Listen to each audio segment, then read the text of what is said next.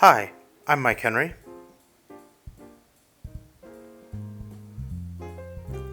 and this is my Procreate 5 demo for the piece I call Poet 2020. And just as a quick reminder, if you'd like to help the channel grow, don't forget to hit subscribe and that little bell so that you get notifications. I know things like this are annoying, but it really does help. Thanks! Alright, so let's dive into this Poet Anderson piece. As you can see here, I start sketching, and then I start figuring out wait, hold on one second. This isn't how I drew this at all. There we go, that's better. Let's start over. Okay, so this is actually how I started the piece, with Poet being right side up. Now, when I was starting it, I did start him right side up, so the idea of him being flipped in the illustration is something that develops later, but the whole time I was searching for something to make things a little bit more interesting, and that's just sort of what I landed on. If you're not familiar with this character, his name is, as I said, Poet Anderson. He is a character originally created by Tom DeLonge from Angels and Airwaves and Blink-182. I met Tom a long time ago, and he and I started working together on developing this character, and I did the original character designs, and then after that it took on a life of its own, and he went and did tons of really cool stuff with him. This character, though, didn't originally look like this when I first started him. He was a little bit more cartoony. The original inspiration was actually to pull more from like Jack Skellington. So when I was doing the original development sketches, he was really lanky and had like a kind of goofier grin, and then as time went on and other artists tackled him and he appeared in different forms of media, they sort of tweaked him a little bit. This would be how I would draw him today if I were going to sort of paint him in the current media that he's been depicted in, which, by the way, if you haven't checked any of that out, I recommend it. I haven't read the books, but like the animated short that was done was really awesome, so definitely go check that stuff out. The reason I'm talking about all of this is because this character, to spare you a lot of sort of story, he's involved in dreams and moving through dreams, so I wanted something in here that was a little bit surreal, but when I started it, it was just like, okay, let's relax and do like a little simple headshot. How about Poet? I haven't drawn Poet in a long time. Let's do something fun with that. I've actually done a sketch very similar to this multiple times and just never took it anywhere because either the shapes weren't interesting to me or I just wasn't in the mood to paint it or whatever it was. So this time I thought, hey, let's do it and actually take it to finish because it'd be fun to revisit this character. I've only drawn this character a few times. I drew him a bunch in different iterations when he was first being developed, but then I did like an illustration a while back that was fully colored, and then I did like a ink drawing that I did, I think, for Inktober, and I sold it to somebody, so I don't even have it anymore, and then this, and that's basically it as far as finished art is concerned. So my thought process at this point in the piece is just to kind of finish it. I'm in there doing flats and I don't know exactly where I want to take it. You can always tell when I have extreme I don't know where to take it syndrome because the background is just gray. I can't even pick a color for the background to be. Now there is potential, because I drew this a couple weeks ago or painted this a couple weeks ago, that I was thinking to myself, oh, that last piece with the chick with all the tattoos was successful because it was really neutral. I'm going to go really neutral with it again. But that probably isn't the case. I probably had no advanced thought behind this other than let's put gray in the background so it's not white because he's so pale and I need to be able to see him. So at this phase we're just going through the motions of sticking the flats in there. Maybe not the simplest process if you struggle with flats or if you don't do it that often, but at this point it's really just kind of robotic. I'm just sticking them all in there. In the minute we start throwing colors into the background, there we go, to start seeing where this could go. Now, Poet kind of comes with a palette. If you've seen any of the products around him, you know, you don't really go with like red or green in the background. It's more sitting in the blue, a little bit of purple, and yellow or orange is like an accent for like lighting or something. So I knew that I was going to have to stay somewhere in that realm. unless I was going to do something radically different with the character. Now, if I was still a part of working on the character, maybe that's something that would be fun to do. Maybe if the character was extremely well known, it would be fun to subvert expectations and do something with color. But since the character isn't, say, like Mickey Mouse, where you can do whatever you want with them and people still know who the character is, and since I'm not controlling the direction for the IP, it seems like, okay, well, let's just stay in the realm of what makes sense. Now, I did play with a couple of things throughout this, and there are technically some aspects to it that aren't like, I don't know, current, like, poet canon or whatever, but it's, like, really minor. It's a lot different than, say, putting a bright pink background, which I am prone to doing. So I instead just stick with this gradient right now, thinking, okay, we'll light them from below, and we'll see where that goes. The stage that I'm at in the painting now is I'm doing the ambient occlusion pass. Once we get all of that plugged in, we can start looking at other aspects of the lighting. Now, that's not entirely true all the time. However, in this style of painting and the way that I've been handling pieces a lot lately, that is somewhat true. I can go in and decide the harsher aspects of the lighting later. Now, something that's interesting with where this eventually goes is I eventually actually kind of put him entirely in shadow. He's not in shadow like a very, very harsh shadow, but he is definitely dimly lit, which I thought ended up looking really cool, so I just left it in there. But we'll see when we get there. Now, I did not work with this piece right side up, with Poet being right side up the entire time. I did occasionally flip it around, but I didn't start doing that until I established the background. Which, when we get to that, I think that's when a lot of my decision space sort of opens up and you can see where I'm like still trying to figure out what to do here. Now, one thing that is really interesting about Poet is that he has these sort of he has blacks of his eyes instead of whites of his eyes, and then he has like this blue, this bright white blue sort of iris thing happening. And since his eyes are so unique in that way, how do you represent them? Do you put a shine in them? Well, maybe not, because they're glowing. Do you put reflection in them? Well, yeah, maybe if they're like wet like a normal eye, but at the same time, that might undermine the darkness, the interesting aspect of them. So we get to that in a minute. I just happened to be staring at that, and I thought to myself, let's reference those eyes. Doing eyes like this can actually be a little bit tricky, especially for consistency, especially if you don't do a lot of breakdowns on like how they operate. They really don't operate any differently than a normal eye, but it can be really confusing when you're actually doing expressions or trying to figure out what to do with his eyes and the directions he's looking and all those types of things if you're not super on top of it, because they are different. I mean, you're so used to seeing the darker part of the, looking around. So sometimes it can actually be a little weird. For me, because I've never had to work on anything more than like drawings and illustrations for him, it's pretty easy. But when you're in the sketch stage, you can sometimes be like, wait, shit, which way did I draw that? And then you kind of get your head back around it. I'm just highlighting that because I think it's a quirk of this character. It's not like it's the hardest thing ever to do, but it's just something to think about, I guess, when you're in the middle of designing a character like this and then having to draw a character like this. Now, one thing that I always want to maintain with this character, because it was something that Tom originally emphasized, was that he should have some sort of mischief or maybe even almost sinister aspect to him. So he might actually be a good guy. He might actually be there to help. But he should always have like a vibe where it's like the person doesn't know for sure if they can trust him. Now, in the other pieces, back when, not so much the one that I did where he's standing on top of the building, because he's got a really neutral expression, but in the original paintings I did, in the original drawings, and then in that ink drawing that I did, I really emphasized that sort of sinister smirk. And in this, since I'm trying to kind of tone everything down and make him almost like a more, I hate to use the term because I don't necessarily think it's sophisticated in absolute, but the more sophisticated take here, I still wanted to capture that a little bit. So you've got this sort of flat line on the upper side of his eye, showing that his lids are half closed.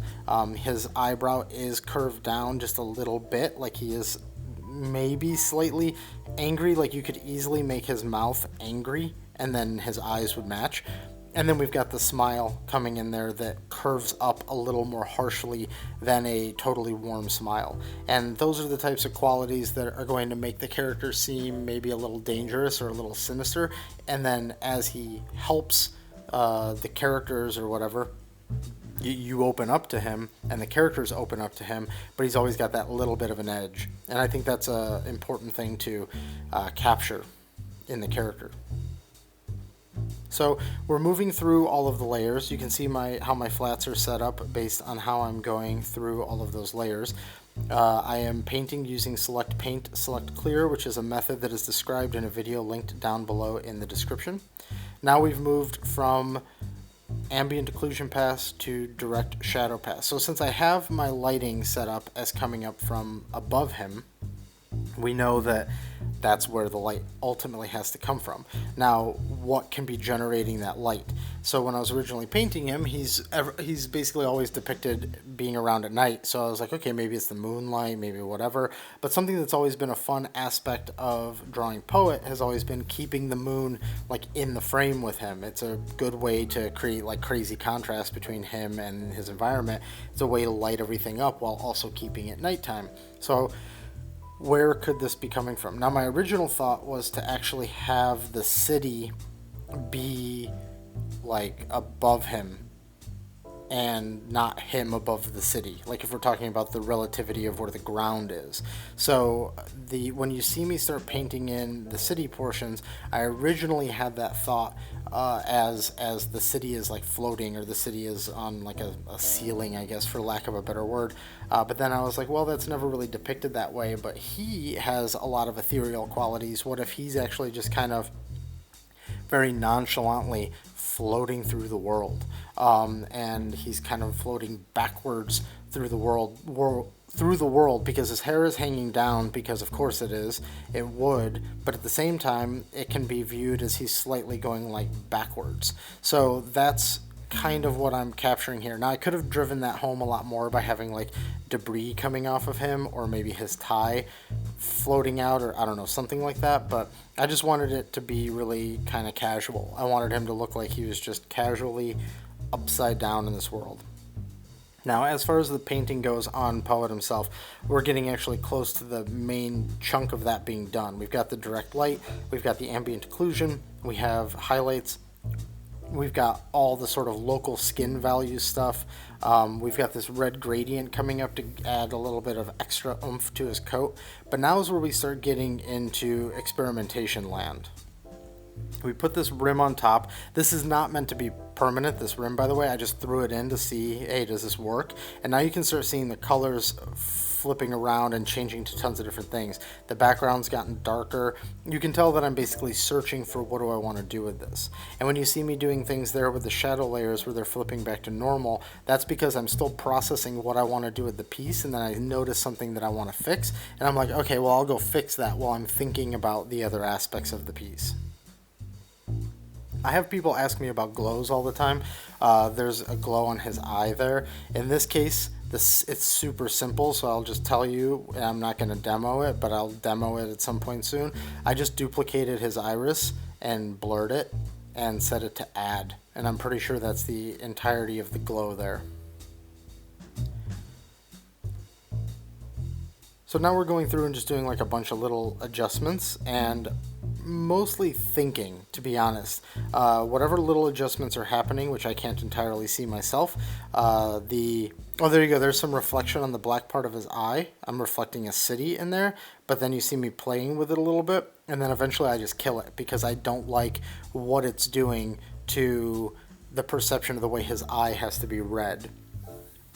We're putting the shine on his hair, trying to keep it all pretty minimal, very stylized. I think that this piece overall is quite understated. That's, I guess, something that I've been kind of going for a little bit lately.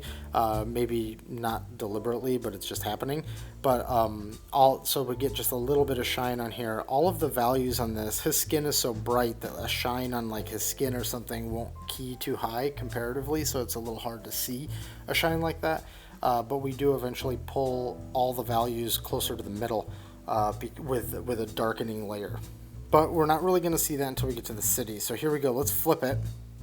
So now I'm starting to work on the city. All those big black strokes you saw a second ago were me trying to figure out, is he amongst the city? But that was going to feel really cluttered, and it's a really tight shot on Poet. So let's pull that city back so that we can see some of it and start working on the silhouetting. Now, way back when I first did stuff for Tom, all of the backgrounds were just done with black and white and then lowering and adjusting the opacities.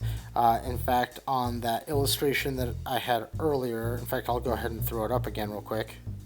All of these buildings in the background are just black with white, and then the white is duplicated and blurred. And we're just trying to hint at the city because the city is supposed to be like in shadow. There's only like lightness and darkness and nothing in between, basically. So all the original concept art was like that. In fact, here's some. It's really low res, but let me share this with you.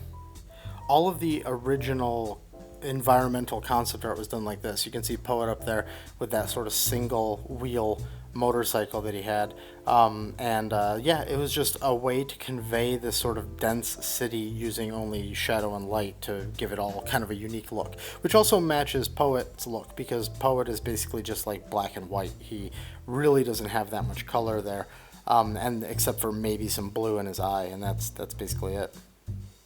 So at this point, we're doing those buildings and we're trying to reference that stuff. Whether or not, I actually don't know how much of that art has even been released. None of it is like super secret. It's just I don't know how much has been shown. So, but I still wanted to try and reference that, even if people don't know it exactly. Try to reference that look. If you look at like the animated short and stuff, it's definitely inspired by that, in the sense that they did a really good job of keeping everything kind of abstract and dark and light, and it's just about dark and light. But I just don't know how much of that has been called out as like a pillar, I guess, of the art. I'll be totally honest, like I helped Tom with a bunch of early Poet stuff, and I've worked on him with other projects as well, but I haven't really touched Poet as a thing in a really long time. So I everything that I'm mentioning about like what is the key look and feel is stuff that was like, it's like 10 years old now, basically. Maybe not 10, but yeah, actually it might be like 10 years old now. So trying to reference the buildings by using black, only black, and then as I'm establishing those layers, I'm lowering their opacity and then sticking gradients in between, which is actually exactly the way I do the backgrounds for A Village Corrupted, if you keep track of that stuff. So now here I am putting the moon in the background. I decided that I really wanted to still get that in there. So we make it a little small, we put it in what feels like a good spot, and then we use the light from that to get a little bit of pseudo subsurface scattering going on. It's more of a bloom than subsurface scattering, but I didn't want to go too crazy. So now here we've got a blue layer that's put on top of Poet that's darkening him. It's set to multiply and it's had its opacity adjusted, but then I've kept the eye on top of that so that the eye still glows true without being impacted by the darkening. Now we're doing a super thin white outline that I'm then going to lower in opacity so that it's not too strong, but it's there, and it's a separating element and it's stylistic, but it's not overpowering.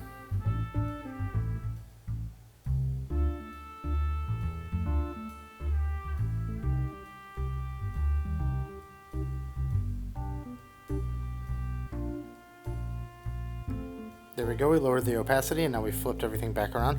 I do try to put some windows and stuff on the buildings, but I just didn't really like it. I know that was a look of the older stuff, but there was something that just wasn't working for me. I also didn't want to bring all this attention down below by having it be too bright, but if I had just made it, if I had put in the white and lowered the opacity on it so they were dim, then it really wouldn't look right either. So I just kept the buildings all dark so we can focus dead in the middle on Poet's face. So this right here is the final piece. I think that it's fairly straightforward as far as the appearance of it, and really simple, but also strong because it really highlights him. Let's look at some art real quick. If you're a Poet fan, maybe you've never seen this stuff before and you might think it's cool. It's just one little page of development art. At the top, I threw in that little strip when I originally created this page of development art, and I just think it's kind of cool to see all these little takes on Poet. This was like the very first sheet of Poet stuff that I did before we were really pushing more towards the lankier, skinnier version.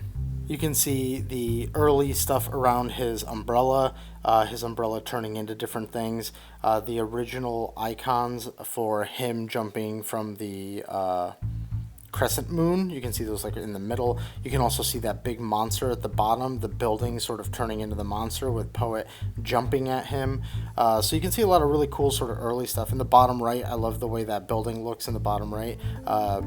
Looking at it now, probably inspired by Castlevania, but not on purpose, although I'm super happy with it being inspired by Castlevania, because that shit's dope. And then just a bunch of other like little things in there where you can see the start of his eyes being different and things like that. So I just thought this would be kind of a fun little thing to share. This art is, I think, like 10 years old now, so just thought it'd be a fun little side thing. So yeah, hope you dig it. And that's a wrap. Thanks for watching. If you enjoyed, please consider liking and subscribing. It helps the channel grow, and I'll see you on the next video. And if you're looking for me on the internet, these are the places where you can find me.